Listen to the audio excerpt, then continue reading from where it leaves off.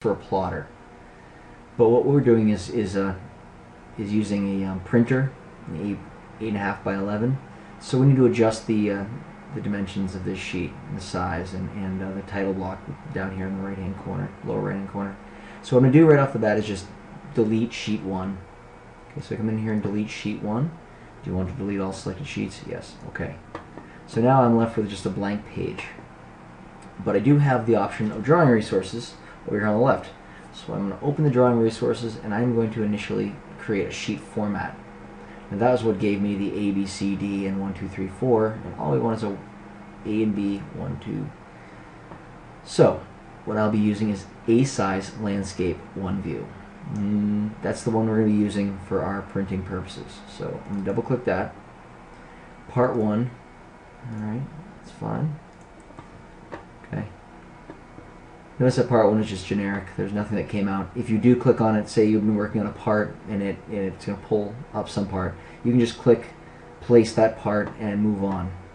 Now we're because we had to have some sheet in the beginning, it's going to identify the fact that we have 2 sheets, which in case we don't, so we're going to just right click on sheet 1 and we delete that sheet. Get rid of it. Yes, we want to delete that one. We're left now, what was sheet 2 now has become sheet 1.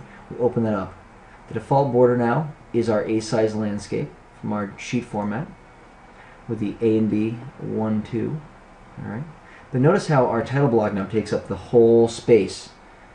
Pretty much the whole bottom is taken up by this title block. It's too large and it's ANSI large. We don't want that. So now we're going to delete that again. So we delete that away, and so under this now we can now adjust and place the correct title block. Now we don't have too many options.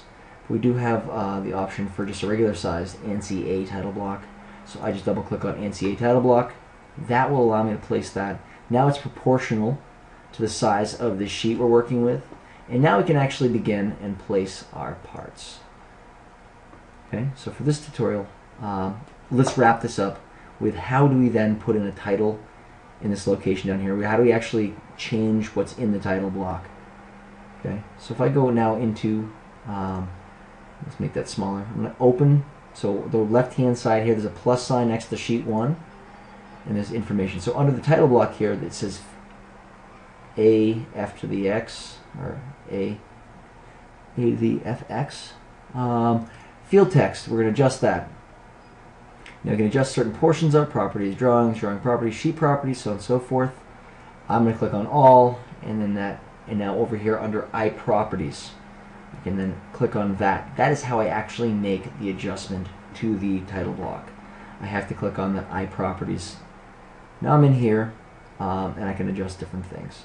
Drawing 1, okay.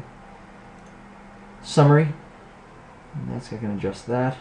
And that's where I would put in my title. So this would be, I could name this template, whatever. You know, as we do things, I will identify a particular name that we should be using.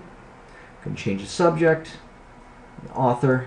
If say I didn't want my name to come out as it does from the computer, I can adjust that. Different projects, part numbers, so on and so forth.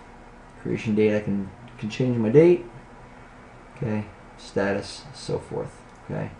Generally speaking, you'll be just changing the title for now. If you ever change anything else, you can also change the sheet number.